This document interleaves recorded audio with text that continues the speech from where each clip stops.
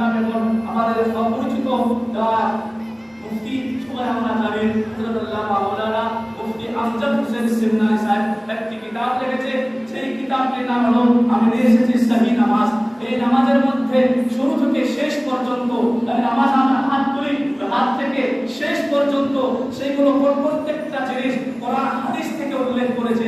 আমি উল্লেখ করেননি, ওর বিশ্লেষণের মধ্যে প্রায় অনেক জায়গার মধ্যে হাওয়ালা দিয়েছে যে শুধু আমাদেরই এটা প্রমাণ নয়, শুধু আমাদের জন্য এটা দলিল নয়, বলকে যারা এতরাজ করে, যারা আমাদের উপরে ইলজাম লাগায়, তিনাদেরও ইমামগণ মেনেছিল যে হাদিসগুলো হাদিস সহি হাদিস, এটা জাল হাদিস নয়, সহি হাদিস নয়। এইজন্য বলবো আপনাকে যদি কেউ ভটকাতে আসবে, আমার কাছে আমাদের তাহরিকের পক্ষ থেকে কয়েকটা কিতাব আমরা নিয়ে এসেছি।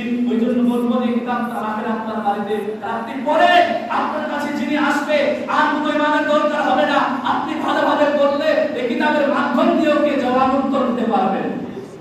তাই বলবো আপনারা পড়ে। আজকে আমাদের সমস্যা এটাই যে আমরা পড়ি না, আমরা মোবাইলে তো ব্যস্ত আছি কিন্তু মোবাইলে ভালো জিনিসগুলো দেখি না। আমরা বাড়িতে আমার সময় কাটাই, ওই সময়ের মধ্যে এইগুলো কিতাব পড়ি না। আপনি এগুলো কিতাব আমি 100% বলছি, এই কিতাবটা আপনি শুরু থেকে শেষ পর্যন্ত আপনি পড়বেন। আপনার যদি কোনো ব্যক্তির মনের মধ্যে দিমাগের মধ্যে এই সব থাকে, এই সন্দেহ থাকে, মনে হয় আমরা যে নামাজ পড়ি না হাদিস কোরআনে আছে কিনা, এই সন্দেহ বের হয়ে যাবে।